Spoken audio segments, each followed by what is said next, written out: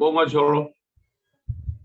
Kaya ko o sihang o tuku i ke he live dai nimi ka o ki eke ke kakai ke mahino o ku mo ui ai mea ka tau toki dere ai ko ngaha ko tau kainga ka tau ku kapau ku ke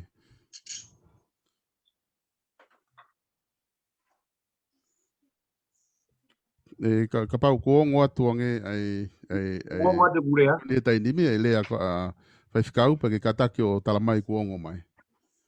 Oh, okay. Onu ku ongo mai ho Na rea. kai peke ongo mo rea biveni. Iyo, na kai ke ongo mo rea piveni. Piveni ka taka ngau ki rea mai pe ku ongo mai ho rea pe me itongan. Maro pi solo. Koia ko va dog motu. Koia ka inga ka taka ku ongo atu e rea piveni pe me fai fikau. Koia. Malo. Malo ia ko pau ku ongo mai. Malo. Koe ke tau ilo i fai fikau pe mo piveni. Pe ko e huinga ku to lere mo ta ofi ai e tau live he fia fini. Ka koutu i mahalo o fu look forward te kakai ki he polokalama e fia fini. Pea i hene pehe ka koe ki tau pure ki ai ka neongo ia. Kolo a peni ku mahina dai nimi ku lava ke ongo le rei ai loua homo ngorea ki tua ki kainga. Pea ko fia pe ki tau hoko atu ai e tau polokalama he fia fini. Ko ngā kona ku osi toto lere pe mo tomo liu i he introduction e tau polokalama. Ka inga ka pau te ke na kohotoki hu mai peni i hene alatu koe ni live koe ni he tai nimi. Mo kata ke o share te tau live. Ko e whiawhia ni foki o ku whahoko atu ai polokalama tala noa. O ku ngari tō whiwheka mahalo he taimlahi e tau ui koe pēnolo pe koe hea koe ai ku whai tipeiti, ku whai koe wharearea, ka ku au koe ke tau pehe, koe polokalama tala noa pe, ke whakamaala ala ai ngahi kaweinga, pea lava ke tau siro ai, ke tuunga o ku iai, ai viu ko ia, ai whai whikau, pea pehe whoki he taimi o ku wakai mai mo piveni, me ne tui ana whawhoi tui, ta whaki o ku wakai ki ai, pea ki mou tolu rewa pe me apina, te mou lava o whama opo, ai tala noa koe, wamana ke whahau koe whiawhini. Ka neo ngoia ko whiawhia pe ke tai lere ia piveni, pea mo whai whikau pita pua, pea ki he whiawhini, ko ni ko moui mai e tau maika, e whai whikau pea mo piveni, ka kou kore atu mua ke ka taki pe, ka pau e te tau hoko atu ai pe, he de moui mai, yo ngā ke tau wao ki he tuunga koni o ku te mau ke tau tala noa ki ai. Pea e taimi koe o atu e ka ki moua, pa mo toki whawhelo aki me pe mo wai he taimi koe ia, ka tau hoko atu ki he tau polokalama, koe ngā koe ka inga koe ni kunau i he tau polokalama he tai nimi, koe pesi koe ni kumau live e tua he tai nimi, koe Vipon Media, ka pau te ke taipe e Facebooka, koe pesi koe Vipon Media, koe ia kumau live e tua i he tai nimi, pe mo whaifkau ka ma piveni i he whiawhini. E whaifkau pe mo piveni koe e whiawhini foki ko loto ke o atu ha ke take tau whakau kau ke tau ki whai moha tala noa ke ngahi issue pe hoko whakapolitikari he lotongan kai o atu pe ia te kimoua hange koe na ku tala noa atu ki mua koe tu koe ni koe ka tau hene ta tō ke tau whakawhikiki ko tau tala noa pe he koe whaitu pe ni ku whai ea tala noa pe tau tala noa pe mo kakai i heanga homo wakai a ki moua. Te o atu pe au ia taimi ke ki moua o siku atu e whihu i pe ko ha pe ko whakau kau pe ko ha issue e o atu te o atu pe au ia ke whai maha tala noa ki ai whaifikau pe a siku ea pe au angarewa ke piveni ke whai mai ne tala noa ana ki ai. Pe tau toko hoko pe he atu ai pe ai. Koe issue uloa ki koe ko loto ke tau ki i tala noa ki ai. Tau ki kamata pe mua me he COVID-19 pe mo e whakataputapu i koe ia ku hoko koe i tonga. Koe ne au mai whoki he tai ni miu was mahino pe i he lolo tongani koe tuunga koe kui ai COVID-19 o kei hawa tonga. Kei fia apita pure anga ai whonua whakalukufua o kei hawa tonga pero me whakafia ia e kei hawa tonga. Ka ko hinga ku o si ai pe e toko lahi ku nau pehe e ki nau tolu i he ta whaketaha o ku whaafu ofa ngā ue kotoa, whaafu ofa ai tapu i koe ni koko whai ki hono o whakawhetuku ange kakai, whaafu ofa mo e kolondin. Koe konga unau whehu ia, koe curfew ko he tu apo. Nau pehe koe kei lere koe curfew ko he tu apo, kono whatapu i koe ia, o kia ha COVID-19 I tonga ni I tonga koe hahono uhinga. Ka kore mo ke tau ki kamata me ai, koe haeanga homo wakai ki he tuunga ko kui ai COVID-19 whakalokfua. Pia me mea koe ni ko haa ke ni I he kakai ki he taimi ko ke whai e koe curfew he toa pō. Ke whaifkau pita pua te o atu koe ke kamata mai. Ko whamalo pe solo ki o tua koe uki koe omi whainga maari e koe. Koe. Pea ko o whalahi atu piwen I he talanoa te tau whai he aho ni. Hange koe talanoa koe tangata lau maari tau atai na pea uia pea koe talanoa. Pea o koutuku mau pea whainga maari e ke whanongo tau tata pe tau atai na ta wha ke pea kui ki ai. Koe kutari koe ki he whehu I solo. Koe whaunga pure anga ko toa pe o kui ai hono tu uni. Kui ai pia mohono kau whakarere, mohono kau organizer. Pea koe ulaki mea pe koe ko tui au ki ai koe tau hangao. O ai ahi mua e talango fua. Ki au koe taha ia e ngā hiki e palo parema he mea koe toa pe. Koe talanoa pea koe he au sia. He nā kutupu hake pea he nā tūla ha mau api nā rotoa koe ahi e talangata he kuturi koe toa pe. Ka tau pe moe a ko. Ka koe te au koe ke whainga tuunga koe ni ho koe tamai kita. Koe taim koe talangata mai koe whanau. Ku te toe ki tu o whakakaukau. Na koe hoko mai pe koa e whanau ia ka kita e talangata. Ko hi he buke he te ulunganga he taim na te whanau ai. Ko taim koe ku te haka no he laine koe o i tamai. Ka ku te loto kita ke talangopua e te ki whanau he taim koe toa pe. Ko tui a aku he ku tui whakakaristia ne koe pure anga pe nia na o steu ki a taim pe hen. Ki a taimi o whaingataa koe ni, ngai whaingataa koe ni, pe ke naulawa matatari. Mo ke pesiti whakaatamai ke nau hanga whakarere a ke whunua. I he tuunga koe na kamata mai ai koe o COVID-19 na ia e ngahi whaikutu uni pea kaikaila kakai koe whakaanga. Pea awhe whaikutu uni. Awhe whaikutu uni. Hange koe mea koe na e maimi koe waka na e charter flight koe na e hau misia ina. Pea kaikaila ke ua e tonga na hauai. Pea awhe whaikutu uni au ki fish. To e kupeo to o mai pegi tonga mea koe na tau fia ke he ake misia ina. Koe tuunga ia ai tuu mei tua pea ku tau ataina pea tua ia. I hanau whahinga lau, wanau whahinga whakaanga, o whakatatau ke mea u whai he pure anga. Koe hake koe au mai koe ke taini mi tau tano, ke fiu koe tu apo. Ke fiu he tu apo. E solo. Koe ha e kuto e mea ku whai he tu apo. Mahalo pe ko haku alo tu toa whare, pe ko haku alo. Ko haku to e mea ku whai he tu apo. O si mahino, o si mahino ia, o ku whai e ngā we he aho. Pea kui ai mo e ngā we e fiafi. Whewhe tau ahi pe mua e talango fua. Tau ki ako talango fua. Koe tūnga koe aho ni koe whakaanga he ke toi o sia. O tatau e pepe ko wheha pure anga. Ai pe moa haki taim ke tau ahi, ke tau whai talango fua ke he tuunga e aho ko ia mo nau tolu whakarere mo e kautaki mo e. He koe anga koe tau sio, koe kautaki koe tamai ia e whonua e aho ko ia. Koe taki he ngā ue, koe tau tamai ia, koe whai ako, koe tau tamai ia. Ka koe hui koe pe kaka ia, o kai pe ke nau, he kai pe ke nau koe fie maari e nau tola me. Koe hui koe kai ke nau tui tatau me kaka i ko ia. E hala e mea koe toa pe ia, o whai ke kaka i ko ia.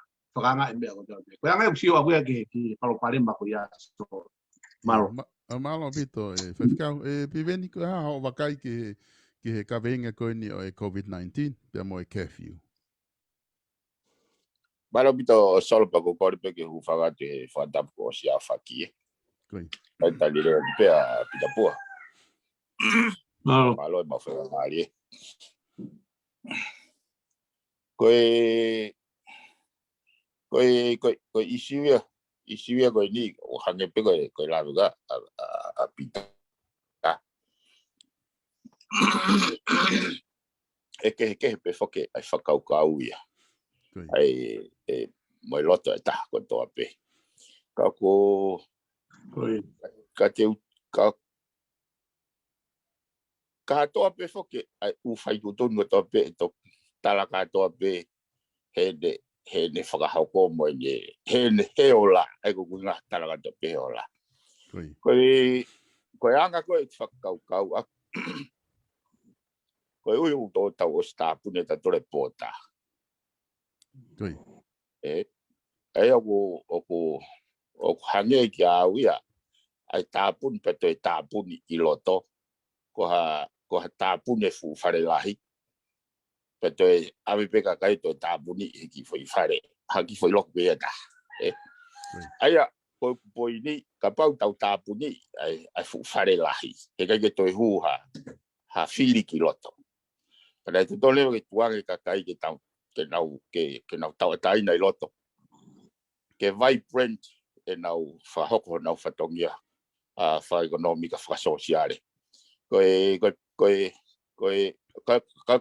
meu mau ka e solo e lava ke kiria ai tau mua ka pau ko tau mua ko covid pa tau loka covid tu a pota pa tau te loka pe to he tahawa ke ni ma ko loka ki he ha ka wa ke ko la ko na pita pua ma lava tau fia ai ka tu to afare mo ka ya poli ka kui kai fo ko tau mo ai ko ni ya le mo fa ai fa kau ya he ko anga chua kia hange ko au ko ko sio hanga he foi loka ko he tahawa o fa ka fo ki va ve fa na u na wapi ko foi satisfaction ya ka kui kai fo ko ni ya o loka tahawa ke ni ma ko he u huinga pe ka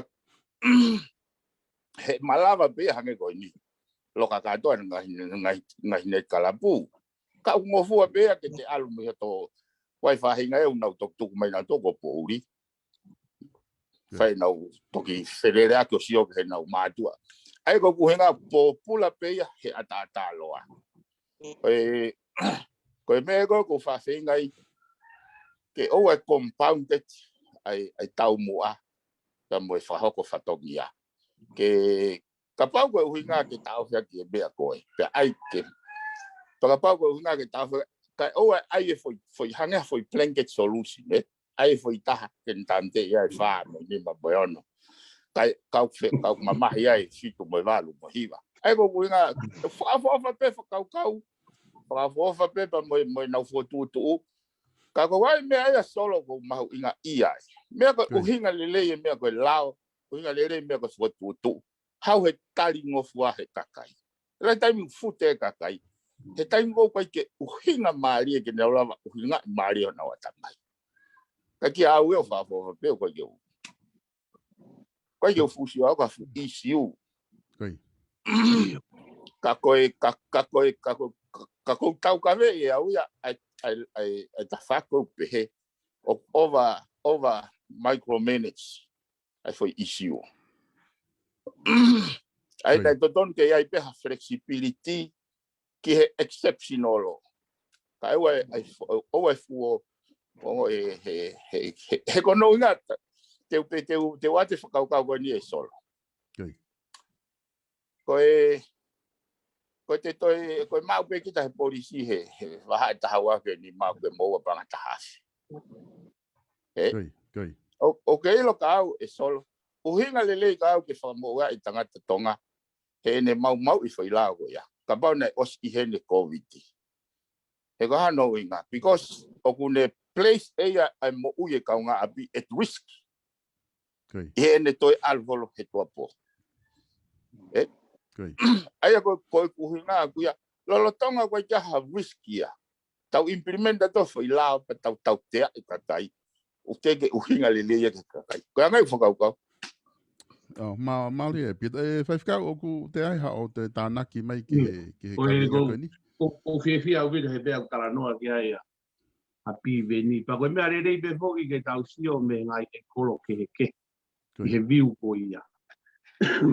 Ulu aki o kutapu au pito kai to ia ha fainga mari te alu hata ta mau amofua ko fehu ia taha o kulava nai ke te alu ka feitu pe wea ha mafai o kulava ke mau me ha ngofua ke te alu he foi wa taimi ko ke fiu luakia ua ko foi taha fe ko o kutau te ia ko alu he wa taimi ko o kuhange ko ke isi ko to e fiti ke lava ke to alu hopo ya lava ke hao ko hi ko pinga rei ko fangi me ai a solo o fe mauia ke mono I taimi tala noa na ko sia I beha tu unia ai pure anga ka wia I me tensi o ko ke ata ai va tai ko ke abi ki fare maha ke fa ata hange ko nga himera go ia pe ka wia ha mafai o wia ha me a fa mahuinga ke alu ka fe o wia na ha mafai o ke alu ke a pole ai fo ngo fua ke nga au ti fo va taimi ko ia ke wikai ke utui ke tauhanga ave ta e kakato nga himera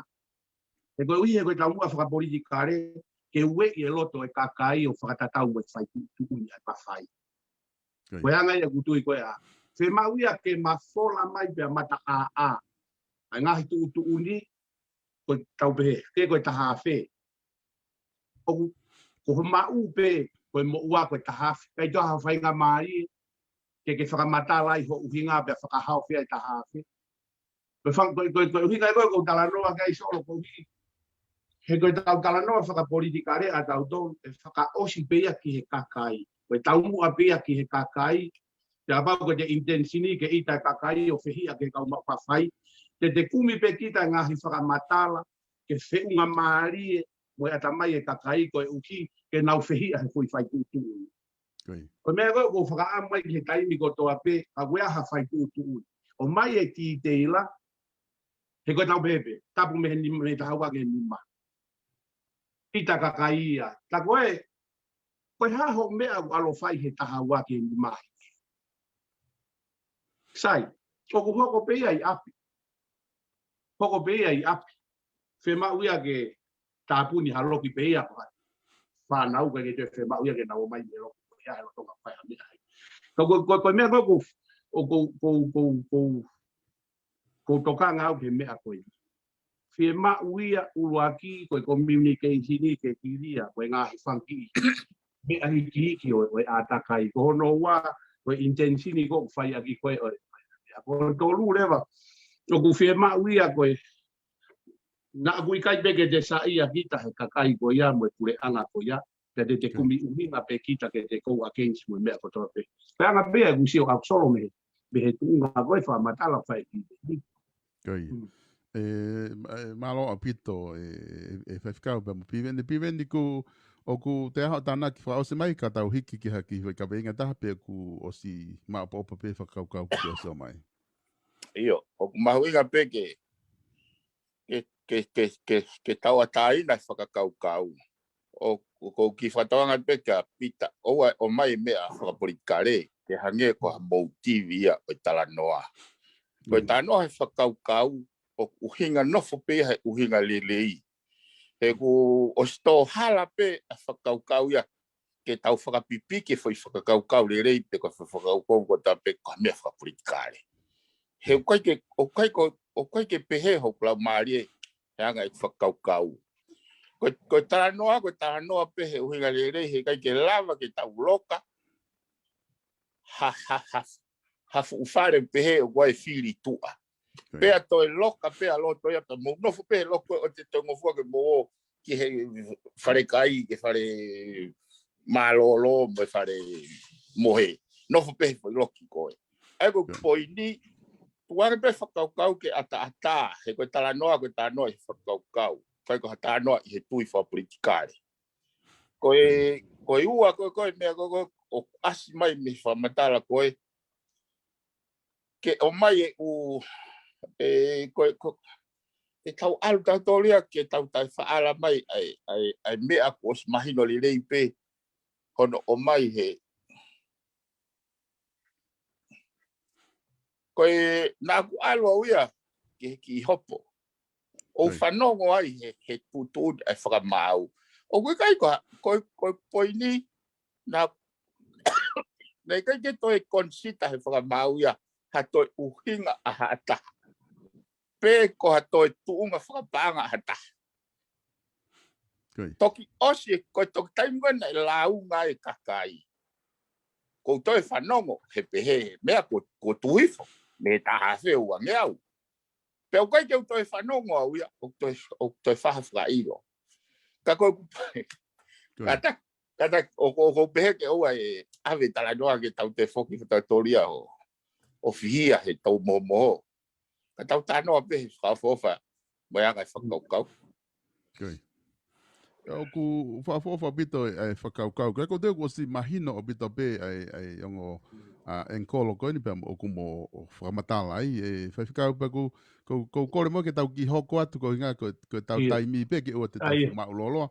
Ka tau ki hoko atu pe ko inga kulahi pe u isiu ke tau ki i talanoa ke whia whanongo mai kakai ki anga homo viu ki ai. Malo. Ko trucks. Ko e whaito kona tapu. Ko e whaito kona tapu ko taha ia e paloparema o ku hoko, lo tonga hoko lahi i tonga. O tiu mo os ilo i kotoa pe campaign i whai he toko taha me tonga. E talamai ke ikai o na ke ala ki ai mga himea ko ia. Whikau aki pepa mo e whaito kona tapu. Ko whehu ia ku ia ko o atu whakaloku fua pe aku ia. Taime ni ihi ko whakaukau. Ko hamea ko tonga pe ko au he ki whanua si. Ko hamea o ku kei hao ai e whaito ai kakai koko unau whai e tila ko e trucks. Ai ulu kau ulu i wheke mga mea ko ia. Na aku nau hanga e nau tolu o totongi ai kakai koko unau i he kau pai papa. Ko hame unau kei hao ai i he community ka ku kei si o ke hanu holo e to utupu mo e toko taha koni ku hao whakamatala. Ne si tang me whaka ofa o pito. Ka koko whehe ui ko hame te tau whai o totonu ke tau whai he tau pehe kau taki community, kau taki lotu, ka ngahi mātu ka ngahi kolo. O au peke pure anga, ko hame tau whai he tai nimi, ka pau ko tuunga e o e whaito kona tapu i he whakamatala e toko taha ko ni o hangea tonga e ko so toma mokomola. E whaifkau? Solo koe palopare mago hono tau i trucks ia koe ko hako i palopare mai a ke tau tuhu whakawheitu ke pehe ke tau puin au ki pe pure anga he koe korapu ia e mau pe korapu ia pure anga koe i pehe au muhala pure anga polisi e mau pe mo korapu ia he polisi me ngai tunga ngai le moro i ka hei kai ke tau tuku a ki e tau tolo e ngahi foi ulu he kuiai e tau pāti whakafoi tui ai tamai api mo e whae ai kau whai ako mo e kau kiutai api ai kau mata apure o kuiai e pāti ai whai whekau mo e kau se tuata mo e siasi koe fui kono tau i koe trucks ia e tau ilo pe solo e tau sio he ngahi whai wa koe ni hange koe Colombia ka tulamu o whakaivia e nau tolu e community. Nau whakapaanga e nau tolu e community. Ke pehe koa ke toe i kai ki ai ua tu e siniti ke whai ake e nau ngahi me. Ka i taimi ta tau pe. Ne ongo ku nau tu umari e mau e mea u nau fie mau. Ka koe pōpula nau tolu e ke he kakai ku whakapaanga nau tolu. Koe mea uwhe mau e ke mahino ko tau whonua me olunga ki lalo. Ni grassroots ko farming.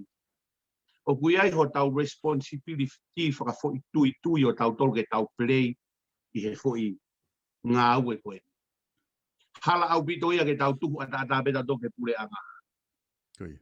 Koe ki tama koe o ku haka trucks o kai ne tamai mo ne whae. Waha no whanga angkolo. Waha no whanga tao kete mo no tuo whewhinu. O kuiai e nau konga a nau tolu i he play, he pāti, he ngāwe koe miso. Koe kutuia aku, koe ngāwe koe ni kuia he pāti e taha koe toa pei tonga ke ngāwe. Io, koe whatongia e kau polisi ke whae whakatotol, moe puki. Pe ka paurewa he kai ke nau whae, nau toku haide ndoe whae, te tau tuku pe. O kuia e pure whakawahe moe ofisa kolo, o koe kau polisi whakakolo. Api ako koe kau whae aku, api koe tamai moe whae. Koe tui koe aku kono tau i trucks i tonga. Koe whatongia ia tonga koe toa te. A pau tau loto ke ua te whakaawao i trucks i tonga. Koe kutui ia aku solo. Malo. Aku ngari maone apito whaiwhekau i whakamatala ke whai pia koe whatongia e hoki e taha ko toa pe i hono tau i trucks. Pa koe ko tonga pia palapalema he trucks o ku mamani ko toa. ka ku piveni ka taki o whai mange hau ki i talanoa ki he tuunga o trucks ko hae mea te tau whai he tai nimi i he kapau o ku kotonga ku hange ia ko so toma mo komola i he trucks. Io, mo na pito pe ai whakalave ai whaifikau. Ai o ko indication me ne whakalave o ku more function e ngahi institution. Na e totonu ke nau whahoko. Kau tawa mai di whuitunga koe ni e solo. Ege o te wai te ki tānoa koe ni he. Koe ngā ke ne o mai pe foi ata o mahini. Pe he na hanga he kau engineer computer o invente foi misini koe misini ke ne hanga titeki. Ka taha pe o ku lue o ku ne whakaukau ke kaiha. O ku titeki he foi misini. Vena nau hanga waktesia i LA. E fumolo i LA. Pea rak aho pena i tuwa i koe ke fumolo ma o toko ni manoa. Kana wege na ki hiki magi ki Australia ka ki location oke. Rak aho pena i tuwa i fumolo i se nego ma o toko te au. O wege na ki hiki mai ki tongani.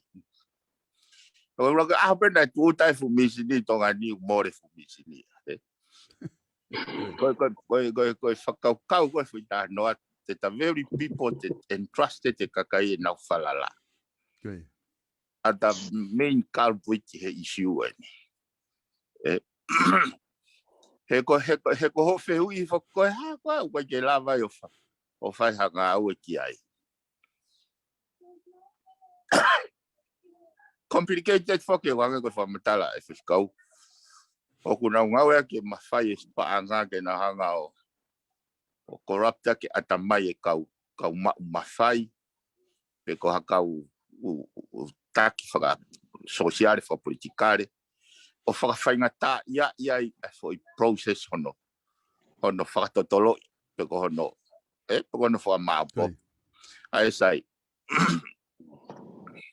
pai mea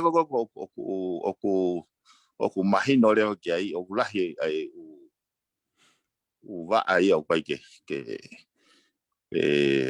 hanga diau na maage pe whatongia ai kau whaifikau ma kau takilotu.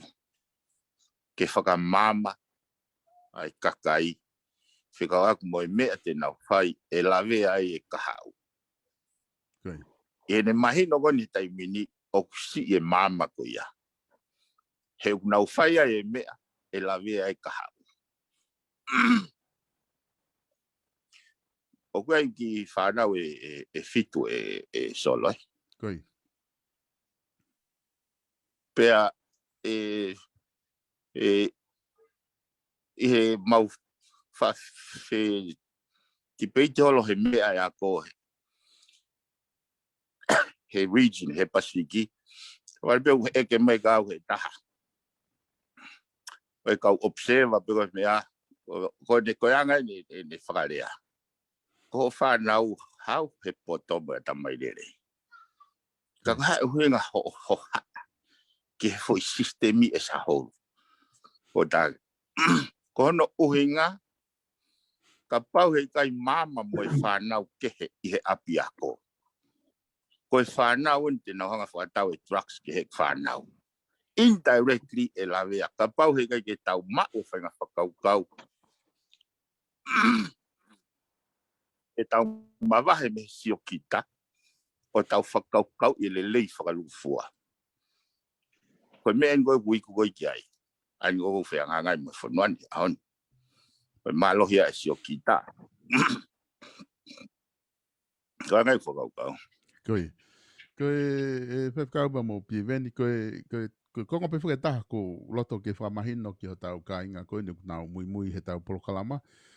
O ku whawhiawhia pito e tau kau whatahe whiawhini pia mo whaiwhikau mo piveni.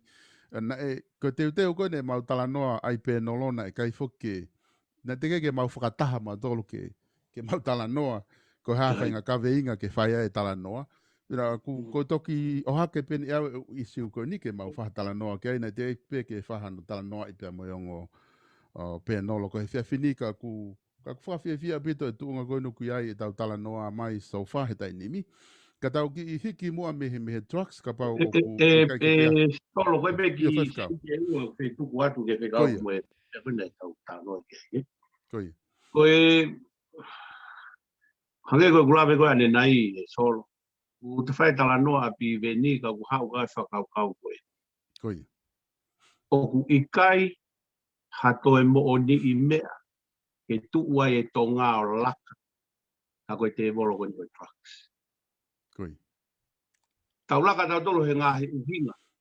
Ka koe ngahi uhinga ia koe ia ke tu maari e pe ai motu a whāma ia he ne ngāwe kere koe mau kone a drugs ko nung whai ke he whonua. Ka pau koe mea ia e pure anga u whaka ai. Koe ngahi mo oni I mea en ke tuua I e tonga ko toa peo laka. Koe hui koe kakaha ko tau whonua. Koe mea ke he ako ia he ke lava ia he ako solo. Ka mai ko poto mo ha kai. O tangane I au he reka koe ni ko afi me mo unga hola. E le tū hake.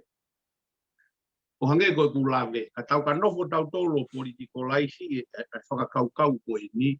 E tau hoko pea koe fufo I tala noa. Kai ke tuku ai aho ko toa pe ai mau ia ai trucks. Ke si whanau. Hange koe mea nane tala lotoa. Hau e whae. Whakatau e sino hono ki ofe fine tau kongo fulu. Ke ai hane aisi. Koe ngai tala noa e koe tanoa u whalolo maso. Ka waha mea ke laka ai e whonua. Te tuua I e tonga o laka. Ke tau I trucks. Rahe ngahi isiu tau laka tau tolai ko pia koe isiu tau laka ke laka e whonua. Nono tau I ke te ke I tonga o trucks. E koe fu te volo e kua tonga koe pala e kua tonga whae mau pe a. Monla. Whewhikau mea mo piveni koe ongo isiu ia e ua ku tau o si tala noa mai kia he tainimi. Ko tau COVID-19 whaka I he mo ui. Tau hawai ki he tawhaaki koe ni o e whaka sosiale o e trucks. Tau ki unu mua ki he tawhaaki koe ne ako. Koe lipoti koe I he ako, I he sivi koe ni tau ko osi. Ia te au na o mai he potunga o e ako e nau lipoti koe pesete ni mawha o e whanau wako fomu ono na nau lava I he sivi. E ko toko tahawhi wange au tahawalu ia na nau sivi. Pea koe sivi koe form fit. Ai koe pesete ni mawha koe he nau pehe na e tupu aki ai kau pasi koe he sivi ai pesete tolu walu me he ola koe he waftaha hiwa. Pa nau pehe rewa koe sivi koe form fitu koe na e pasi ai pesete fitu tolu. He sivi koe ni he tau ko osi wafe wanoa. Aia koe koe whanau wako e ono ngau fit na e sivi. Koe pesete fitu tolu na e lava.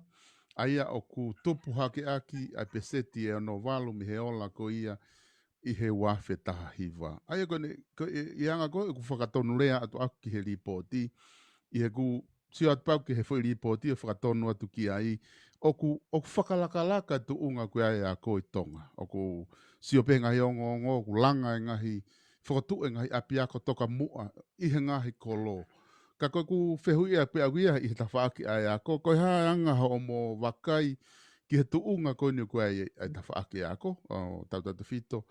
Ke te koe piveni na ki osi I loto ai I he ngahi polokalama na mo whau ki whakalakalaka e tau sivi koe whanau a ko. Ka koe tuku atu ai whainga maari koe ni ke te koe piveni ke whai maha tala noa ki ai peto ki o latu rewa ki he whai whikau ke ne hane wa piu ki ai. Malo bit solo. Pea kohono mo ni ana ia. Hange ko whaalawe ki mua whikau aku mai isiu kone he ako. Koia. O ku e whakanatula ai continuously improvement ai ako ia. I he foi sistemi lolotonga ngau ia ki he ako e.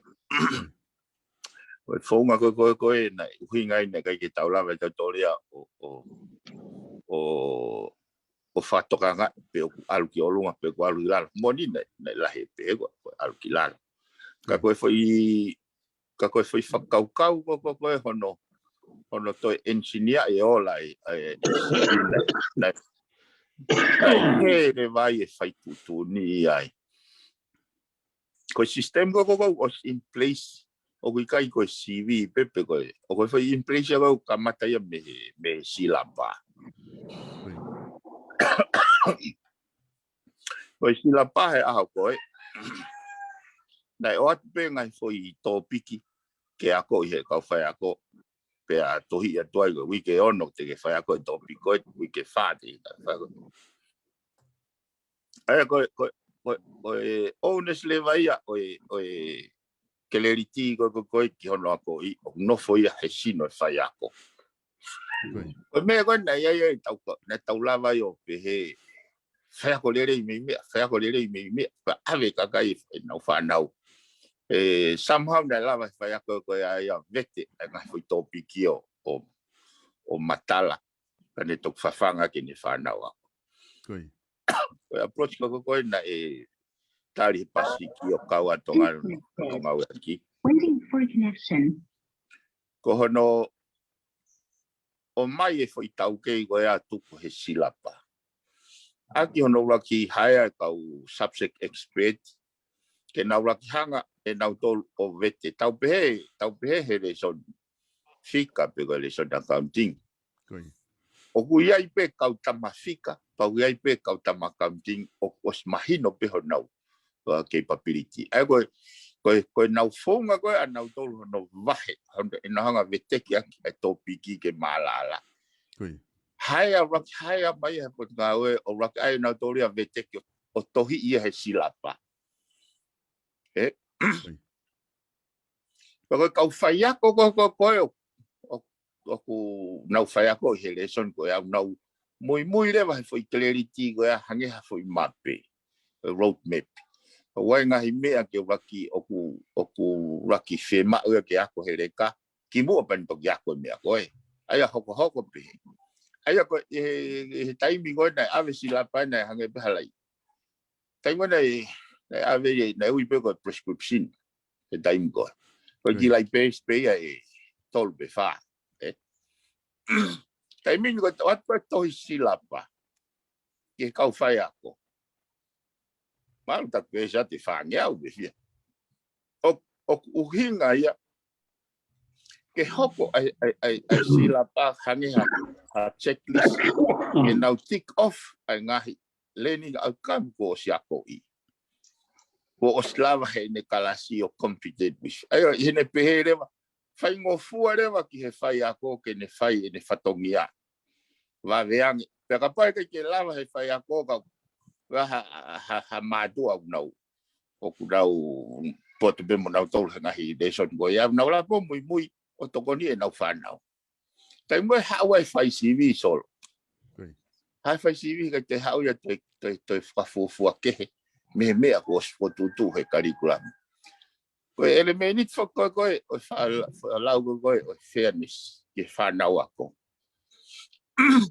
ke mahino ko me to hi o CV ima he pepa CV ko me na asma he curriculum ya ko me be na fa ya ko I he ko taimi ko na tu olahi o tu kana ka be a pitai ange pe ko e ka pe na CV pesi to ba pepa CV e be de ga mau ai ko poini ko ola ya ko ni e hoko na os putik pe au ya mi he wafta ni ma neongo ai to lalo CV he time nei ta fusi ia fo ia fo Koi.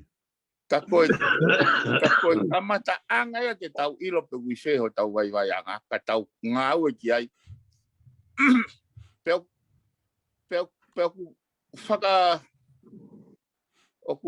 faka mana ko reva pe faka ai ke tau si o se tau o improve he ko ngahi fonua ko wiwi lahi aki. Ma tu ko foi approach ko ni ke atakai o mata vai va henga mata vai e train ko fai ako. O ka vai ko fai ako tau ilo ka to pe normal distribution and probability vai ko fai ako me o kui e le volo koi koi o te tau loi tau tolo pe ko te pass pe te fai ako te pass A+. Ai ko funky anomalies ko ane hai ane ia he foi restructure ko. Pe o bounty a sistemia ke alu ke te improve he kamata pe an pe ki foi a curriculum alu pe alu ke fo mani ko o tau ko si hange ga tau ne o kamata ngau ke o ki primary school. Lai fo ke palpare mafokia ko he high school he ahoni he time when I to o foi pa ko ai foi extended pa ko he class ono. Na ai foi ta uia mahalo ki mui mai pe he wango full to bona ti side level pot nga we ke remove for extended dia kai tuange pe ai class ono ke nau social promote fu mai al ki he ke ngai kolisi ai ko hinga o fata no ai piveni ko foi system ko na fokotu i he wafe tahanima pa ko wafe tahano ko ia bene o ke ngā ue mai aki ko ni i he potunga ia ko ku lava ko ke hiki ai lava he CV. Io solo he ko ke toi lava ia o toi ririu he ko no ga. Ma toi nei ko palpare ma tau tole he aho ko copy paste CV pa tau hanga standardize. Ka ko sistemia tu ma upe. Ku foi tu ma upe. Pe kai le ke tau lava tau tolia o determined pe ko fe ko fe tu vai fe tu malohi fe tu ke tau intervene ai ko foi sistemia ko ni an o kulotonga le ko ni ako o kui kai ko foi ai ko ta si ko te ki fa malala le be ki mu nge ai na no fu pe na tol he CV ko palpare mai osko ko no fetongi ko o me ko na fokia que foi sistemi, foi complete cycle me kamata pe me curriculum. Ha wai ke ngai ai mo ngai activities o ave ke ka fai ako ha wai ke fai CV ai da whole ha wai gono fa maka ka pe mo no align foi whole systemi. Pe o kai ke toi ai o toi pe ke toi fabricate ke osi Etienne o tamai o na ke to go ga na fu mama fa pe CV te ke toi bebe a go ki he fakau go system ko ni osi mape hono hala fononga vai me go blueprint o ne osanga dictate extended he pe CV tata o pe pe go CV tonga pe go CV siki foi blueprint go ya o kune sete foi extended que ne maintain a degree of difficulties i he va o nga subject. Okay. Whawhikau koe ala tuan whoketu ka koe i he tunga koe ni he ako. Koe hanga o wakai ki ai ki he tunga koe ni ku ai. Ako pa mea koe ni ku tala no atu ki ai a piveni. Kutui solo tuange ai sistemi ia koe tawhaki a piveni pia koe tawhaki a kumatau ai kai ke matala noa mau ai. Koe malai ia pia koe tawhaki o piveni pia koe whapapalahi au ki ai. So koe mea koe ako kui ai e meni te tolu ai. Koe sistemi mo e whai ako pia mo e tamasi ako. He ku hange koe lawe koe sistem da tau pepa lasai sivi e tau ko si pa sistem da tau pepa koe sivi e tau. Kono fua ko ia ku tu ma ube sistemi ia e solo. Ko talanoa usia pe auia i he tamasi ia ko mo e whai ako. Koe ngā tau kei pia koe he ngāwe ko ku te tua ai. Ko kui ai nau he ngāwe o ko whaarea ake ke kau ngāwe mea. Koe ne fia koe tangata ngāwe. Pea o ku kaurenti e quality, pea kaurenti mo e quantity. Pea dai mo fia e tangata whakahoko ngāwe. Pea ata hono ata mai ke whai tuun, ata hono ata mai ke whai ngāwe, pia ku flow re ene ngā we pia ola re ngā we pia la yang pia ko lava ko sio au he tafaki ko ia sol ko hi ko sistemia ko tano ga bivenia e tu uma upeia pia re ta o ho fu kai lava pese de ni mafa ni pia lui fo pese de tolfa ta ko feto aki ko e au kami e tipenia me fai a ko me tamasilia ko kau fai ki tano ko ni solo hiva ngo fu tu si i osi mai ma tolu na alwe a sivia e kolistonga ki he na kai ke lava hata ia form 6 e tau ko ia pea whekau he minista ko e tarikata ko ke hau ki kolis o fai ha whakataha mo e kau fai a ko pe ko hai palo pare ma ma tui ko sistemia na sai abito pe tau e ua ki mua lava lahi abito lava pe e lava sistem da tau pe pea mai ko fai a kau fai a ko pe kamata e whetu kuaki e ai kau fai a ko ana e tau koe tangata e ki pea whehui mai rewa he e kare kita ke tangata e ki puka haa ne sio he koi au takula taha ne nofo sio e tō wako mo kau whai ako mo e whana wako.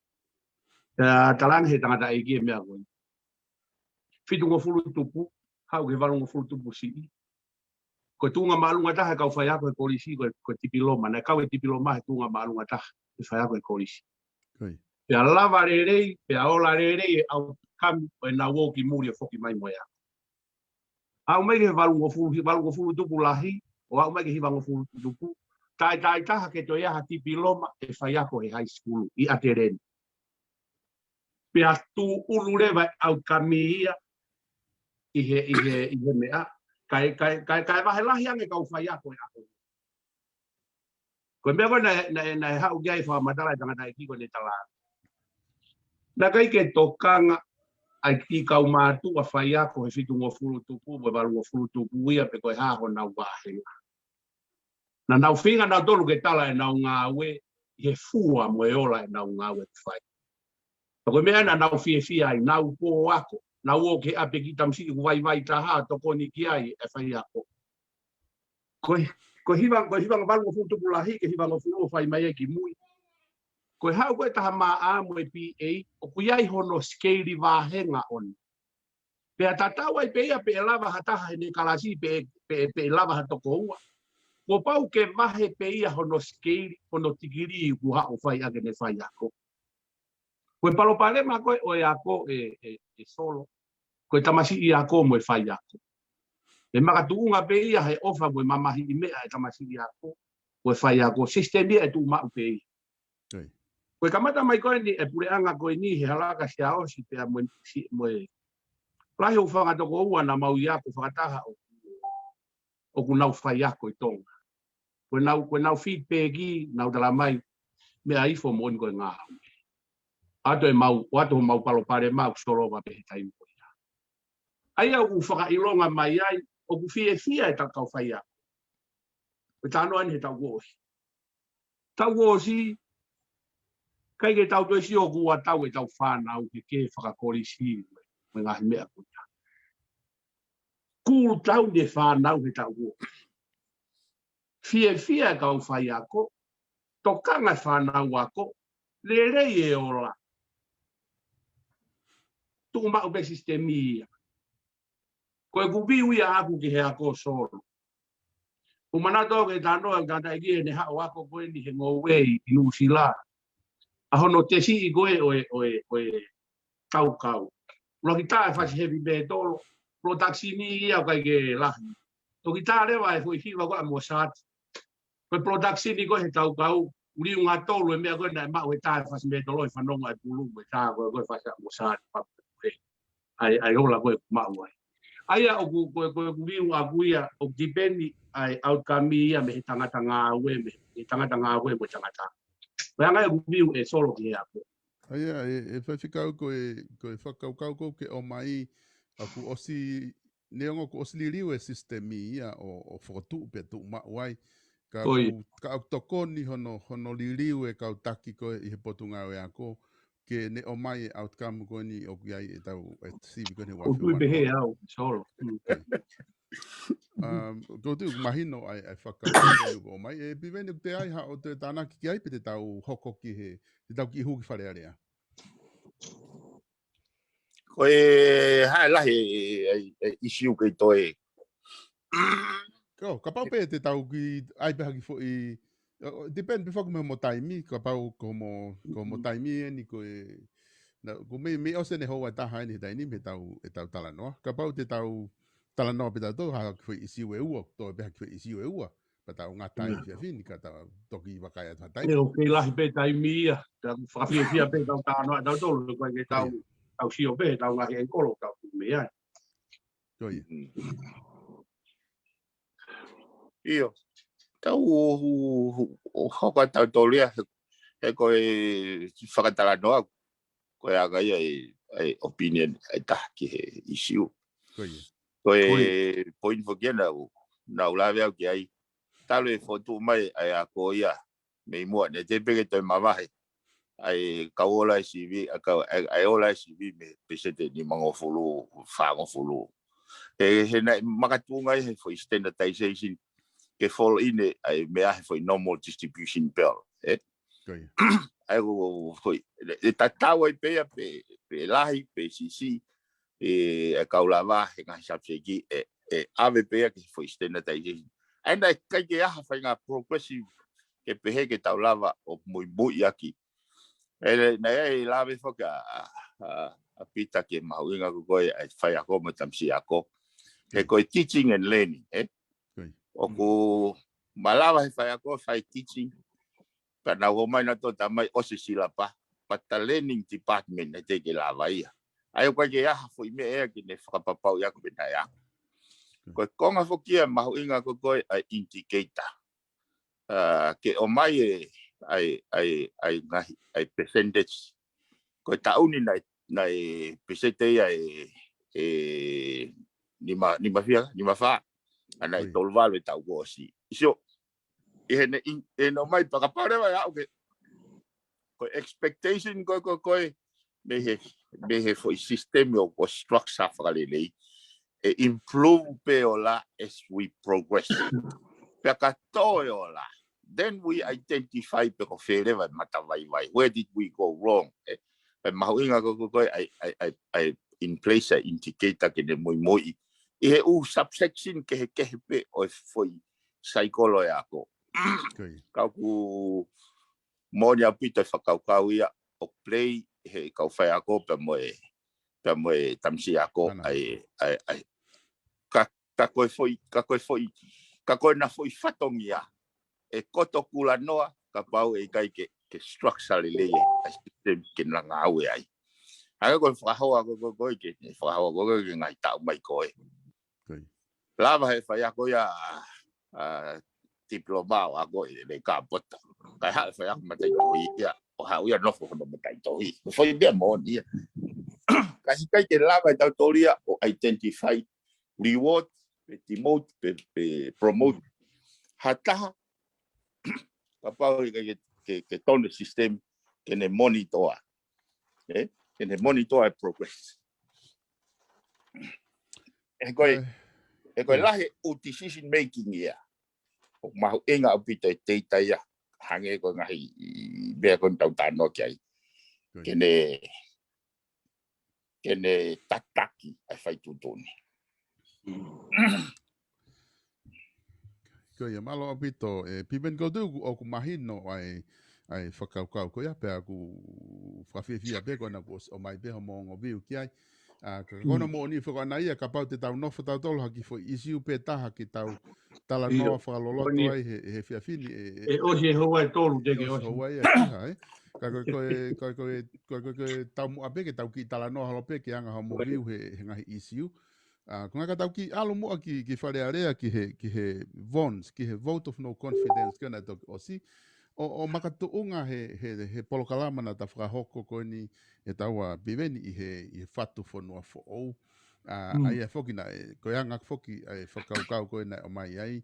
O ku na e anga whe ai mālohi ai minority i he whakarea ko ni i he whi polokalama ko e na ta whakahoko. Na e anga whe mālohi ai toko fitu i he toko hongo fulu. I he taimi ko e na e whaia ko e voti. Pea na e so atu pe tari ia he tapolo kalama ko ia ko uhinga he oku overlapi ai tuunga ko wharearea ko hinga ko ka no pere ka ko nga ko foi por kala mai no ku o ku loto e fai fikau ke o mai ene vakai me ta fa ki ana pe te o ange ki ai ke ne o mai ene vakai pe te to o atu re ka te ko pi ven ke toki hanga fa mala ala mai hata fa ki ai ko nga ke te mahino lele i issue ko ia o vote of no confidence e fai fikau solo ko tahaya ko wilo be ka mui he time na ko kalama ko mo polo kalama tu funga ponua ko tama tawa taina fugia ka ya me go sai ai hata te tala noa be ke me go sai be ko foi na tala noa he polo kalama ko foi me ago o tonu i he go sai ai he polo kalama pi veni ko no turika ai kakai ke na whakakaukau. Ko foi me ai ago ke whakakaukau tau ataina. Whakakaukau tau ataina. He koe mea na ku fie ai e huaga te hina koe ko hotiri as. Pane whai ai foi rea koe ninga piwe. Na ke lava pe ko utoko taha. He mea na e hoko i wawau pe ko whetū na e hoko ai.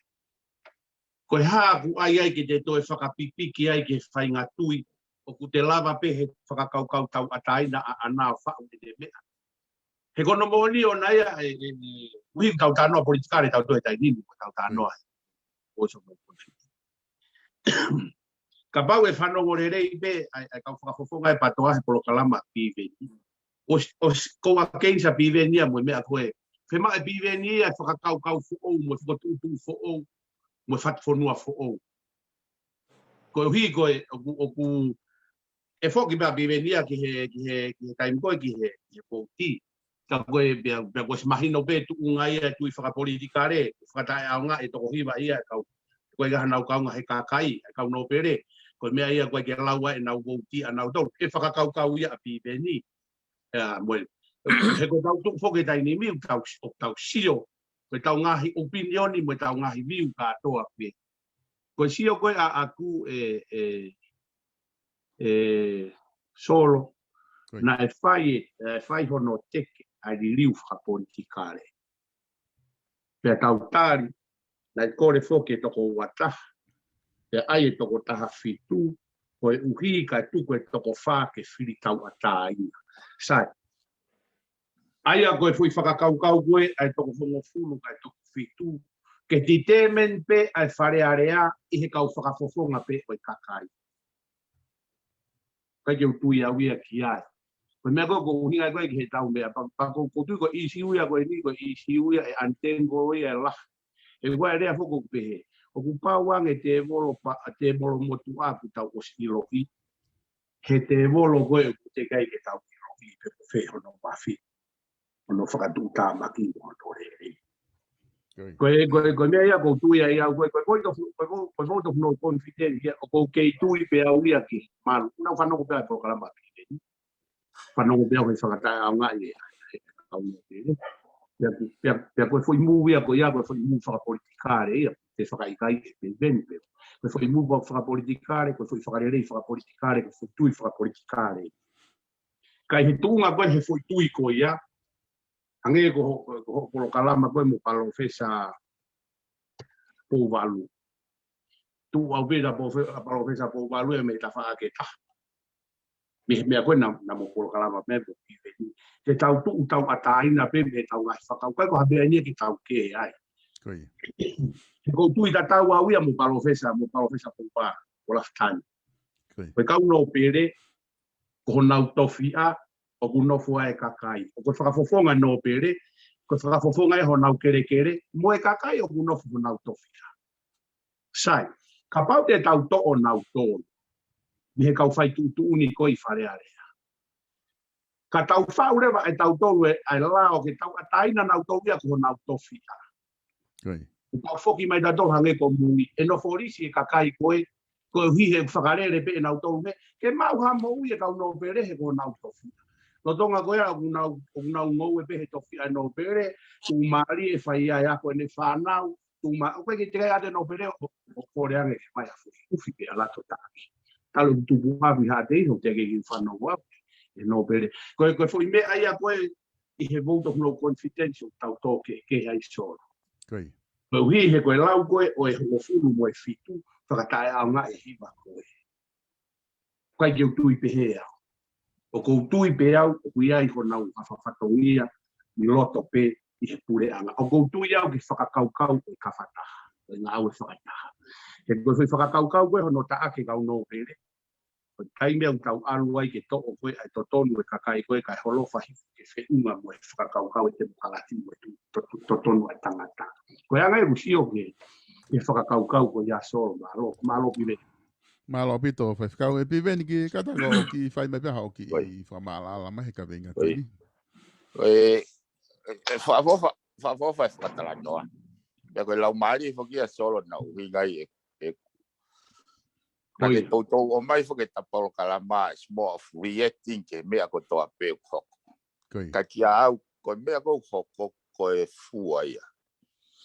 Ko e fua kau o whatu, o tau tō. Ko e kusio, ko te fito, ko e tau, ai ngahi mea au tau rieki ki ai, o makatua ngai me composition mo e whaunga o tau wharearea. Moi mo ngahi u mea ko toa pe. Ko e ui ngai whili tau whatala noa. O maho inga ka au solo ia e tala noa ke tau mui mui i ha whaunga o kunu pure ai mama whakata mai mama whakautua ko e whakakaukau ko e ki tau ko mea taha ke ki whamarara peki a pita o kui kai ko kune hange o kune o mai whakukau kuloka ko tala noa ko tala noa whakaukau ke identify o wai palparema ka nega i pēha tau ke toko ke remove ai tohi wā ko uhinga ke tahanga whatonga i wai palparema he kua i pe whaunga o wai whaunga te taulava o kumi ke ne provide ai balance outmost balance ke ono whalere whanua ke ua se paki pēha whema mahi aki he kono moni na uhinga foke whatala noa na e involve tu ia i he whaulao i he kavening ko e tauririu na hanga tu ia o move himself o kai toi kau i he ko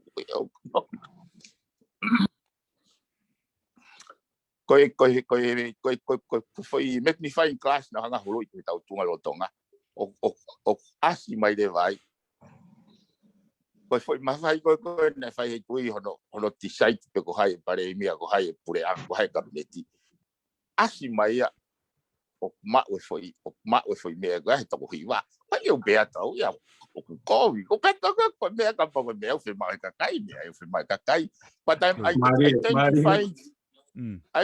identifying flaws i he foi processing e foi structure pa ko ke hui ke loka na o lave fo ki mo o mai tau whakakau because o kai ko ta ko to pe ne ile ko to pe hei kai te ke fo iwa pe ke to e kaporeita pa ke to e tanke vai pa ke to e puauila pa ke to e fohe pa ke to e o ko hui ga from the angle o ko sio tau ki ai ke mama ki hatau fo tu ke wa hoko fa me e fo ke me na ula fo ai go hang go lau e foi mafai go na hanga tu i na ula ve ko para kala tol fa e ripoti go komite tu pele hake ai fa amo e tu i ke o mai no executive authority ke kakai through the paradox ko fi fare ai ke fa fo mai he puha paloti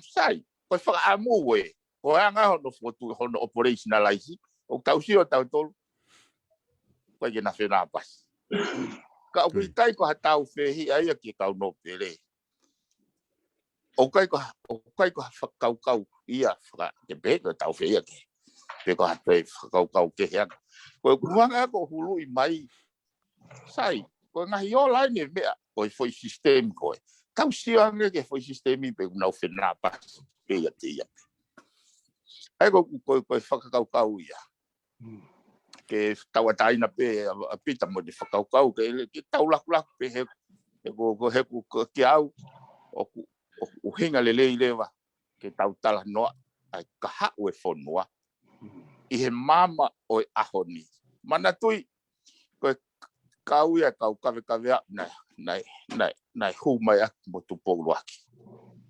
ko nai whakafahu e society he aho koe kau atu poluaki penane rea pehe ko hoku loto ko ia nai hoko koe lao ko mea nak whaam ke whai ko ia nai whai ka koe uhi ko ne mahino mai ka te au koe kuonga ia e whakapo uri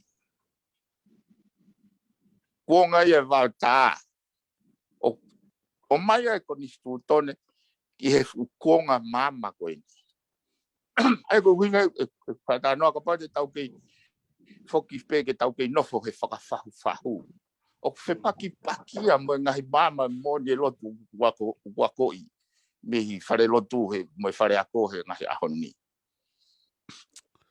hena ai foke rea tu pou ni mai ia na e malawa ke ne whai ea whi liu koe ni ati ene tau kei he ene ako he ako he sistemi ako a Europe ka pau na e ako pe ia I tongani e whai ngata au pito kia te ia ke ne whai liu koe pa ne lawe o peheni koe whaka se repe koe rea tonu pena tu pou rua tu pou ni ma tene tau whai pe mea tatau kai amanaki te haola nane pehe na ikai hoko e tutuia o nukalofa pe koe teke whakapolitikare ko ha presa ia ki ai ke whai liu koe presa koe na se taulaku mo ia presa ia me kau eliti me kau me ne class pe e kau nopele ke o e whai liu sai ka ultimately koe na whai tutuni ke ne pasi e pulu he kune pehe ke aveia ke kakai fruta ballot box koe apies koe kau he se sistemi whakatatau ke whamatala tupo nema o whaua pasi toko hiwa sai na ke mei hoko ko ha isiu anga whakau ka pau na whaua pasi ai hiwa ka nau tutuku le rei holo foi pulu ke nau hanga ke nau hoko koe parents good governance mo ngai me pehe he koe isiu ia ko siu mahu inga ki tala noa koe pehe koe ke remove nau tolu koe tahaya o ngahi whakakau alternative option e uika koe ni o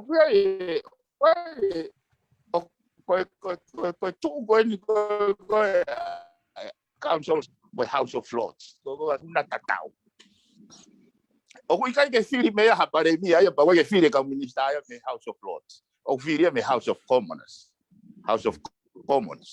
ai ko kuhinga ai mo ke tata pe tau whakakau kei whakafofa pe kau no pere ia he nau tonga whakasosiare kei whakafofa pe hono whakarereo la whanua he palo box e kakai kai oa ai ke hange to fua mai mena lawe ka pateri so finau palpare mai whanuani e titiuti koe me he kuonga whakapouri ke uri pe o me ke hon ai whakakau koe nai nofo mai me kau no pere ko nau tolu pe mo ui after this wana ula mari koe kakai tua na ke ana ula mari ai ko foi attitude ko still carry over ai te ke ngau e mama e lotu e fa mama foi fa pouri ko ya ai ko hinga fa dano be ai fa ka ke ata o fa pipiki ya ke ha tu fa politicare bo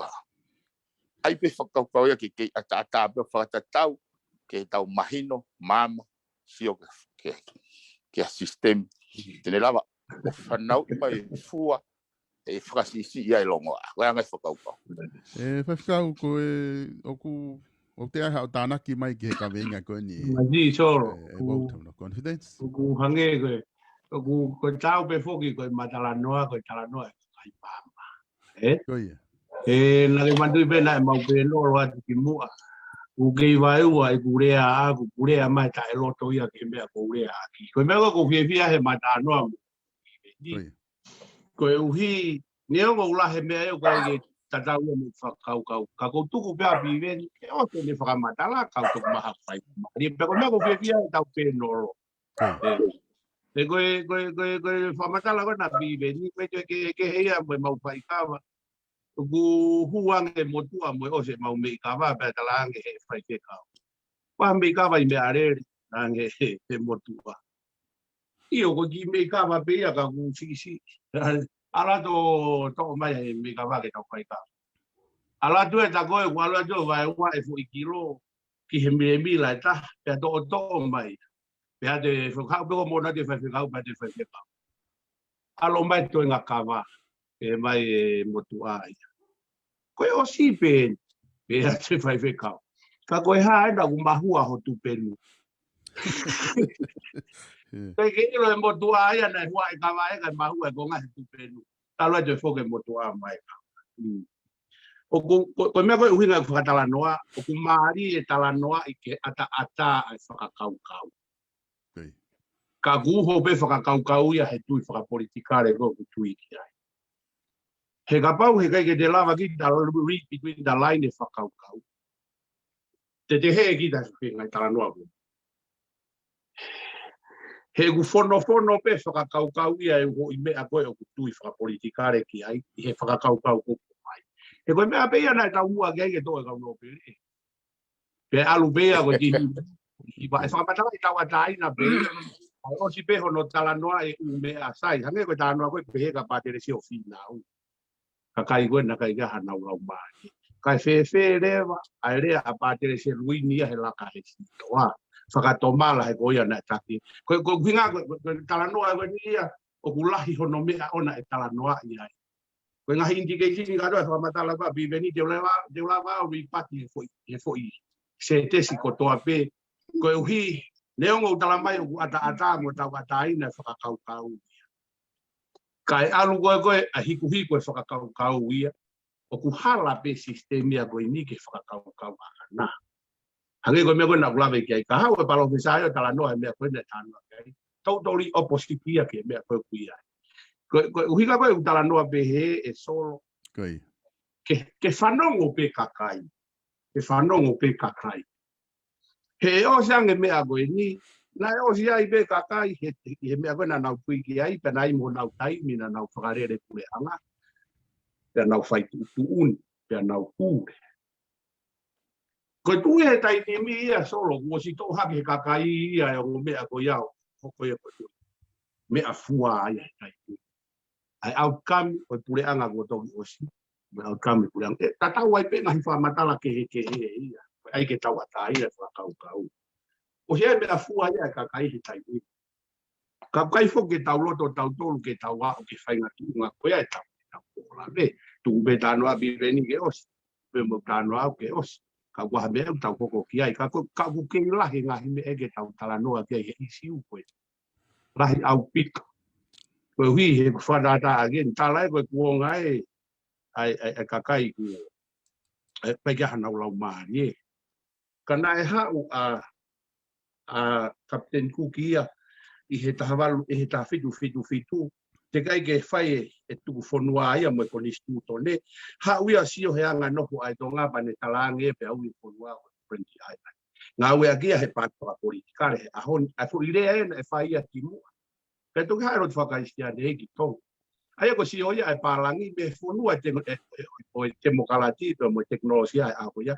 Ha uia si o ki heke he le volo whakamolare o fonua ko e ha me ai mo no fo atonga a ko ia. Ko fonua ko e me ko to ha ke mo to ko me ko me tai mi merino ko tai tau.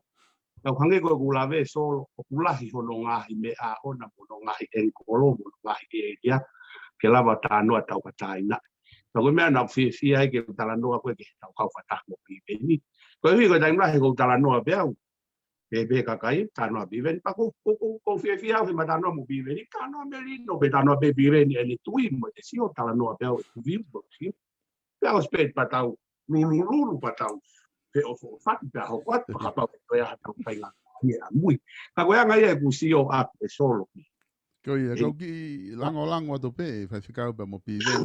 Ko taha whoke whakau kau koni nai kau hono whehu ia ko e fai whikau.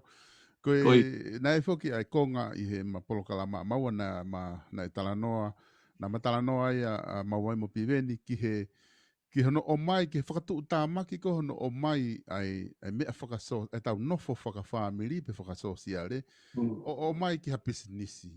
Ke o mai ia ke hau koe whatata ke whahu mai mea ka os mahino pe ta whakakoe ke ki ute fu wala tuai. Ka koe ai a rewa na i hanga koe e wakai koe whatwhanua ia whatwhanua fo o ki he kau no pere o ku nau i whare area aki a honau tuunga whakasosiale. Ka kau kore atu whakau kapau o koe ai ha ko ngai pitu anka piveni ke ne hanga o to ki fa mala ala mai konga ko ia ko inga ka to ki atu ka te ko ki malo piven Io, uhinga foke whakatara noa ke uhinga lelei whakatara tolwe. koi He koe foi establish mo ni ime ai aku os mahino. Ka pau te tau whakalere ha whare koroa toka business. Tau whanono whakasosiare ke nau. Humai kohono pure i. Koe foi mo ni koe koe pehe ke te alanga business i ko tane ki nanga pe. Nga foke wanga ai ke tau maa whai whakaupa maa. He ka pake mo whehu i ko haa winga na remove ai house of lord me whare area o Britania. O malahe ia ka koe na mena tol kono overseas kau ka koe whakalere whanua. Kau minista koe pare mia o filia o to oia mi filia kakai. O kuia i kono uhinga lele. Koe poin koko ko uhinga koe ki ai. Koe fufoi mea koe nina o mo koi ki ai a fio. Ke ne hanga tukuange mai ki he filia e kakai i he ballot box. Executive authority, pare mia mo ne cabinet. Koe kuhenga highlight ia kuia, o kuia e mea o tu whiara ke composition of area. Mea tau told to find optimal solutions. How can we accommodate a foi? Anga e tau nofo, kai oua hoko ia, ko a foi mea ke toi ai toko si i minority, pa moe nao whaki arsenika. Koe anga e kau kau kai ke pehe ke o kore atu ka pita o te hanko o whapipiki ko hawhamea whapolitikare.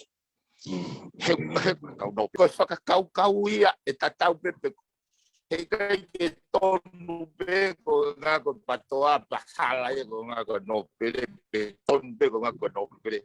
Koe whakakau ia e tonu pe ia he ne na panga maari e sistemi regardless de how political affiliation.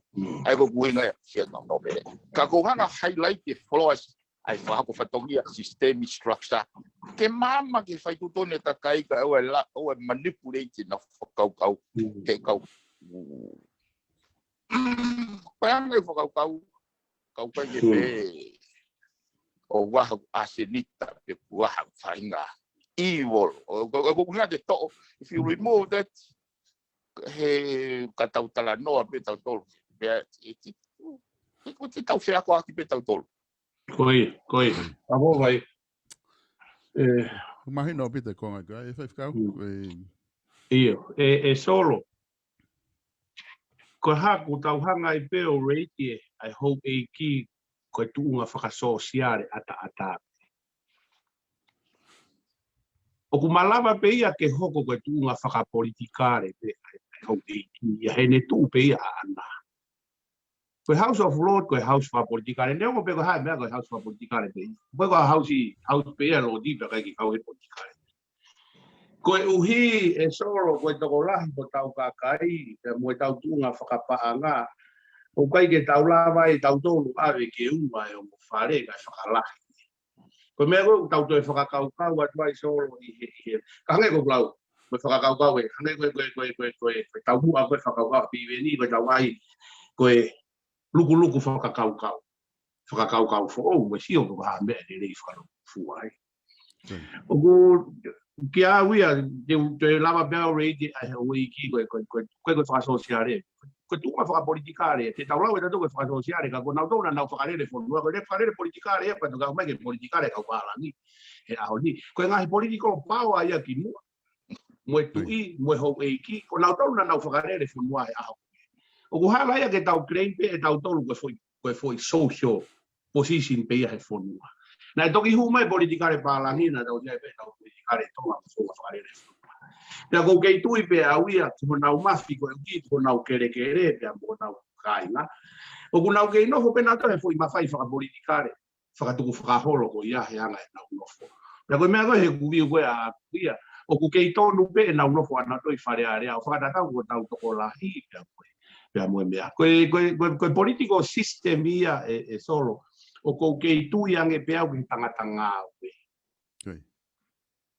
Ka tau ka fai ai fatu fonua ko e ni kai hu mai pe ha kau o tu bena mo silave ga i mo viveni ke quality e kau tangata fili fare area ai dai mlahe u tau si o tau tau e tu nga faka mandu ko fare area ko fa lao e ga ge ha u hata tau mata u ia ko i le lawa te patsiti mo matai fika ke lava ta na ke kwa ke mahino e ke lava fa la ko hare bane au ga ro tau di fare na mo sta no mo ki tu nga ko ia ko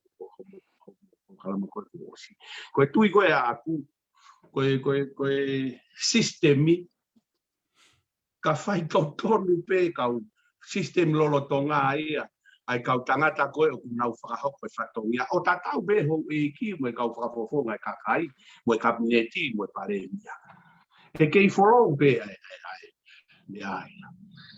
ngā werere i pe ngā hifonua ia nge ko tupai o mea nau si he fonga pe nau tolu me nau si se me nau tolu ko ne korapu pe e korapu ko ne korapu tangata ngā we korapu ko ngahi confusing ko ni o tawanga we e kakai ai la he mahito e kakai kau te hanga tau tolo lulu e uto e kakai ke ta ulak finga e kakai ngā we ko ni fai faho ko fatongia ke nau fai totonu e ko la hita para pare mai aho ni to ate malanga i tu apa hui ki roto ke he mea ia ko alo fai ko mea ko tui ki ai ko riu ia ko tui ia in time yo riu pe ia te ia pe ke pure ia tangata riu ia pe mo so ka tonu ia mi he tai ko mea ko te ke ia ai ko mahu inga ia ma pe ia he tangata fa ko fatu ia ka o sisi o pe da do ia he time la ia mo historia pa pare sistemi ko ne hupe tangata kora pue mau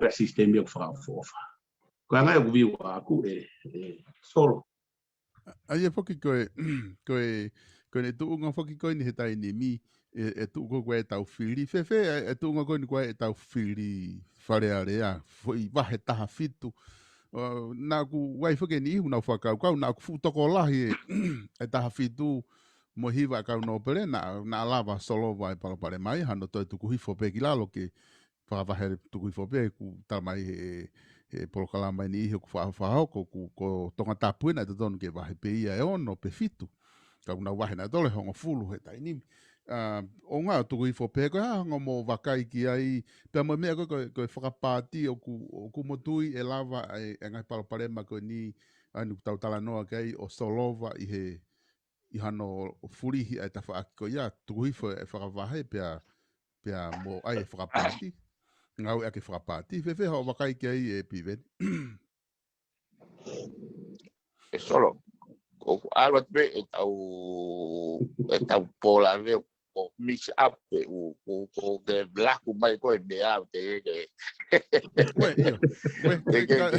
tiga ke au ke mau foi me lucky okay ke mama na idea ko na ko faki siu ikiki patakleli tio isiu o mau inga kataki piveni ko mau sai ke tau ngata pe foi me ko ia ke constituo si ko ia ma malo ko inga pe ia talanoa mai ko ia e foi isiu ko ia ko tau te ia Ka tu kupe ai foi isio ko na to grace tu. Ko fe ka ba te wanga o tolo e foi isio wa ka tau whaka hospital tolo e foi isio ko ni ani ko na tau tala no ai ko ki Ua mo. te tau programa Ka tau toki programa hoko ai he ko se la. ko alo ni ki hoko e valu. Ka tau ngata pe he foi isio ko ka taki ka ki fa malala mai pe ko he isio ko na e tala no mai ka e fa fikau. Ko ia. Ko ia. Ko poini ai. Io. Mona pito me au lau fa kau ko sai to tonu ko me ko ki ia ko ke. Ka kono mau ko he vani be ma wa foi sistem. E ko pare ma fokia a hatangata. O wa se pe tangata ia ki e fai hala. Ko mau inga e ko sistemi ke tokoni ke ne faksisi ai afe ai tangata. He kau ya ko ni talupe to e fahinga tangata mo ko whakau ya ko ke pe ko tautari ke te hauha Abraham Lincoln ke ko ha ko whaitano lo ya. Ko uhinga ko whinga ke fatu e sistem. Ke lava e sistem o whakasisi e ai whehalat ai kautaki. Whetari ui aki ngahi mawhai ai. Ko na whainga tā solo ko ksio ko hange ko ksio kon ke whanuan. Na tau hit whakalaka pita tōne subsistence economy ki he foi open market. Na te ke tau hau tau tori ngahi industrial age ke tau hanga o whakamahu i ngā e si. Ke uhinga maari ai malawa ko he sistemi o mai ai fua pe ko ola o ne lava o include the tako toa te inclusive growth ko kuhinga finga ko malo o whaka mai ke whakakau e atamai. Ai ko tuko e mea koe tau ai pe mea motua tau o sianga ti ai ko na tula whakangata peia. Ka koe oi ko tau empaka mai he civilise foi tau e ne wange au. Mama e lo tumba mama e a ko whi mau pe ta ka ko tui au solo koe whakapapa malua tahe o whai. Ke ho tau kurieta. Ai tau hanga whamau i ngai ai mama ata mai re. Kau le tau president state. Koe wharea koe he hime poritoni. Koe loto mo ata mai kohon o kune whukotu taloni ai o talai hona whatongia. Ke tau whekumi ke mama koe a kene tokoni kono tataki tau whatu. E tau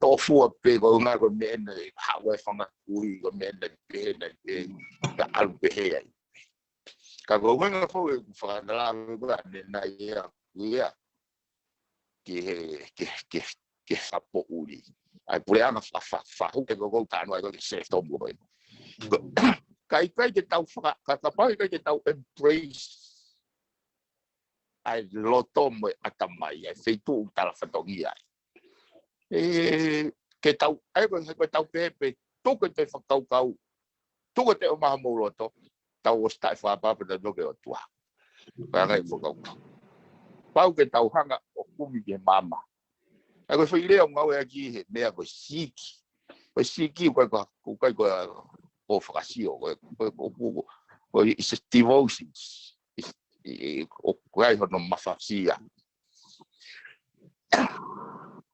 na ulave foki mua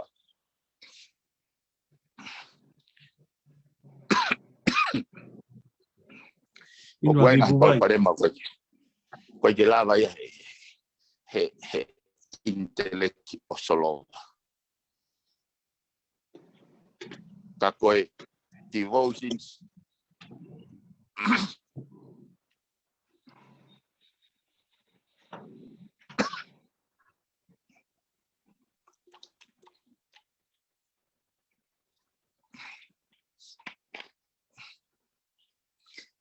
Koia. Ka lahi ngai palpare mai wai ke lava ia he internet. Fo ka uli but devotions ai go se kumi. Tene lava ia solova. So devotions is also a component of intelligence. Ai go fa pa pe ke kuya a pita wai pe me wiki ai. Ka go fenga fo ka ko ni a ke e lo pa ko ga ko si o hinga pe foko nga ko political alignment ko si ai ka ke au e neo tu i kai ka ke malu nga pe principle of net attacking nga tu fo pe ka ko ya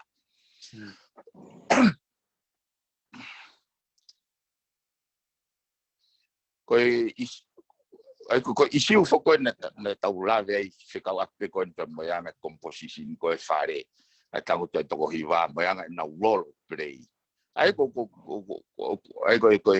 mai fo ke kau pe ko palpare mai pe ko palpare pa ko palpare ma ko ha na option de tau lava o neutralize ya que foi palpare mo ko ya kau ka je pe ke o wipe up de fo kau ko ta fo ke ngai me mauinga o system engineer ko ke hanga fo kau ko ta fo kau put ka na wa pe na to pin ka to fo kau ki olung somehow ne ya ko ki mui na to ha fa tonga o e au nga me ko ki ya ko fanga atite ki go ya ke pata mai.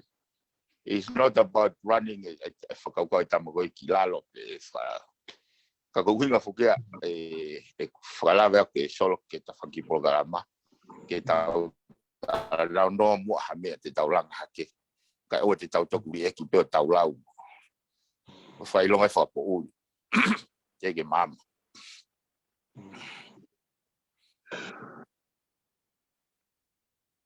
Solo.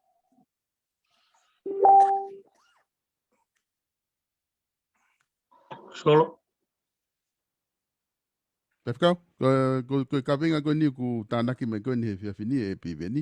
Pe ko kavinga ka te tau osi ai pe ai ko tu e fe unga ai pe tau proklama ai fia fini. Ko mo fama ala pe ke mau mari e pe tau fe unga ai pe. Se pe ke ki lave atu pe solo. Koia. U fa malo i mua ba u tau atu au u fa malo a pe ka pive. Fa fo fa ko fa malo ai tau proklama. U fa ambe ke whanongo mai ai kau whanongo pera nau sio ki he mama nea koe tala noa pera. Mo whakaukau. Neongo ku hange koe ku lawe. O ku iai pe he ku kau whoka uia he piki e. Lea mo no mahu ki ngā he. Ai ku whanonga ke tala noa. Hange kono kua ke rea whirea koe koe pureanga whakafahu. Koe ngahi rea ia. Neongo ku tala mai ku tau ata aina. Koe whangahi rea mau loto ia. Ki heanga e whanongo e kakai. Ia uia mo e ku application ni. O ku kai ke ai pe ke wau pe ke aho ni mono whanau ke au. Ke kai ke wongo ia ko whakafape whaka. Ko ai pe akuia ko hi ko tau tala noa ko ni he ko piki au e whanki mea he neongo tau rea ke mea koe ka ke pe. Pea ko mea koe ko maari ia au pito au e pa ko whiawhia e veni he tala noa. O whai pe tala noa he punga e merino me whio whani. Pea mo whio apa ake. Ho taimi a au pe ke urea tua wai, tu pe au ke os, alu pe ke os. Ya, tamo ke apa e taimi ko tala noa ai, e input he taimi ko tala noa ai, ko ki mea bea ko fie tala noa wia ai, e tuunga koe ku tau ia i tonga, pe moni pe ho lawe au pi veni, e ko ho mala e o, ko e whau sistemi, ko e ko kalama, na ko to malo hinga, me e uno foto loto, me de whakaloloto mau pe, me ko ia kutui au to wia, me ko ia, pe tau pe mo tangata, ko malo hinga pe au e sistemi. Pe ko sio ko a aku, ko whaasio mau pe au ia o fua tau, tau fua tata. Ko tau whakakau ko sistemi, ko me aia ke ne hanga solo vai palopare mamo whakastisi e whai hala. Te la pau te tau toko hake ai. Ai ngahi whanua koe ku tau wha ai tolaisi ne taimi tau tanoa wha kare ai mo, ka nia wa Amerika. Ai whanua ko lau senturi, a te mo kalati mo e pera. Koe au kami ai me nau sistemi o fufuri ki vanu au Victoria. Ya mo fua. Ko mea ko fa talanoa i au. O ku fai ngo fua hono engineer e sistemi mo e. Koe au kami ko de sio ki he nau he fonua mo e munganga e kakai he fonua. O ku kai ke whetaurakia moe, mo ku lau maari e ngahi whonua ku tau to'o mai. Hei ko whonua mau whontu ai, de sio whakaaho he i hange ko Amerika mo Britania, mo ngahi keisi, mo ngahi hia, mo ngahi mea poko ai. Koe mea ko ku wha nofo ai pe au ia he whakakaukau. O koe ke whia mau ia ke tau ako sope tau tolu me ngahi whonua. Ka ai ke mea whakamolare, kai ke sae, ai ke ngahi mea. Hawhai ngā tūnga be, nai mei ko ben raba Britania henga tau e koe mea. Ko kei tui pe au, o ko tonga mo no nau whaka o tua mo no lau maari hange. Ka tui na tau ai biwen he interek me tangata, ka koe tāke kina e lau maari. Koe ke tui ke interek ki koe, he mai koe PhD koe hae. Pea o ku kehe, ai nau whakamata i tohi mo no nau. Koe mea ko whakaloloto ai e kutui whakapolitika le ako. Me hange koe kunofo aku. He tipeni be foki me he uho whakafuri tui. Tangata koe foki pibeni. Ko whakapapalahi koe tangata koe system. Ko ke whakue polo kalama mo e mea. Pea tonu pe ia ke tala noa e mea koe ako maro. Ko au ia koe tama molare au. Kunofo au sio fua e molare. Koe au kami mo e ola.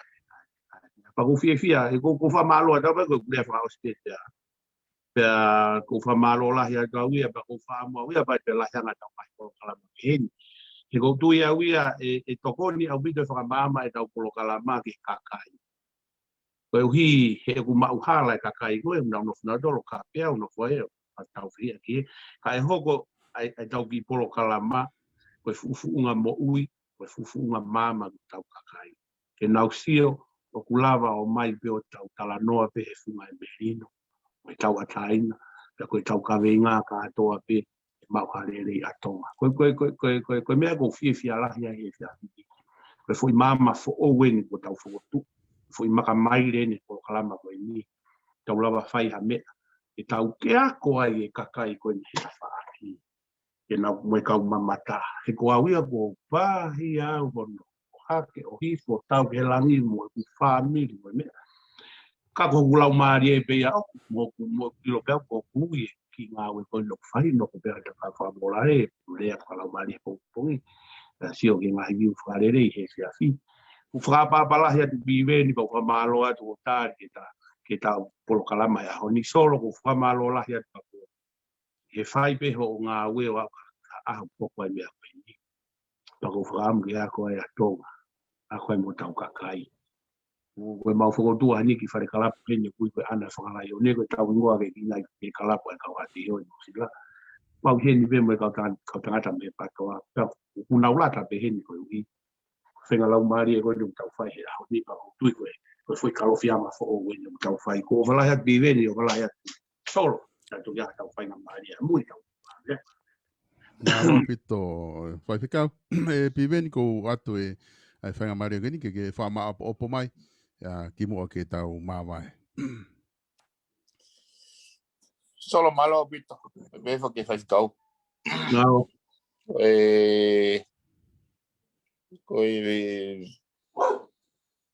Solo koe whama opo ia solo ko se unga pe whama opo ko mai fai kau e lau maria o se potala no aki. Me o mena ne kai ke fuongo i lere he ka he taime whakahoko mai ai ka nau. Ka nau pepe koe mahu inga ia o mama ke ne hanga o hulu o tau hala e tau kau pehe ke oa whawhi atu ni ai ka tuangi pehe e mama pe kakai mama pe whanua. Ka wofa malo a tau piau ia. He lava to e whainga lau maari e whakakikihi pe ko ha tau kawe ka tau tala noa lelei e ene pehe o ko tui ta tau solo pe mo e fai whakau. E lava he ki platform ko ni o. Kau whoke mea ia moni pe na ku ko te stoi tui fa put kare ne no foi a ngau a krisi o wange fo ke lau ka a kandi ko sai a mo kala isi ka wa ke sai a mo kristiani aya ko no moni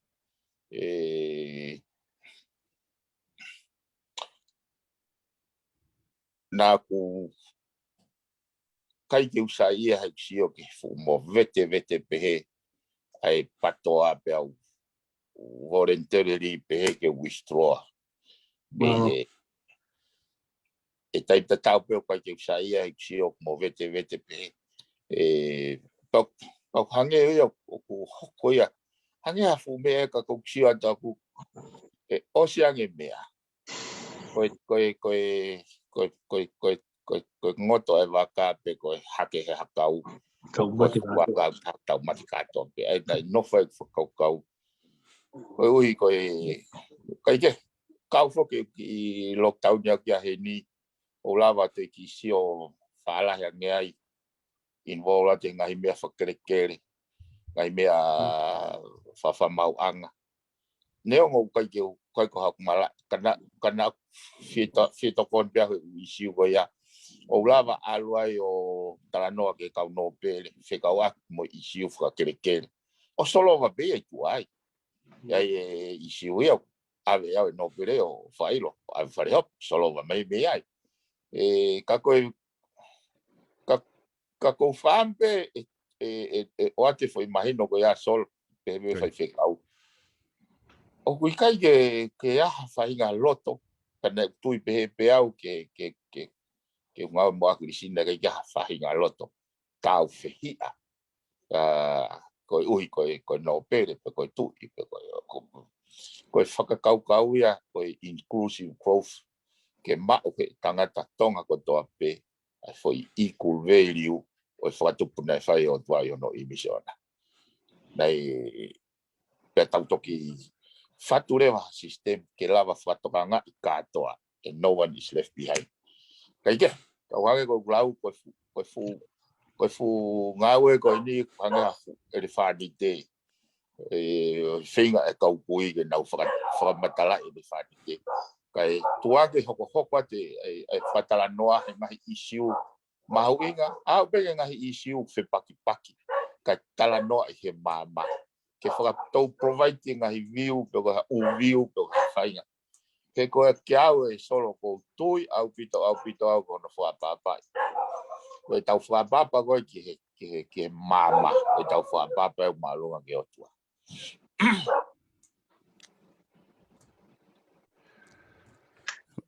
Malo pito piven. Ya pa malo pito whakikau. Ko tui koe ngari whiunga ai plokalama ko tau whahauko he whiawhini. Malo.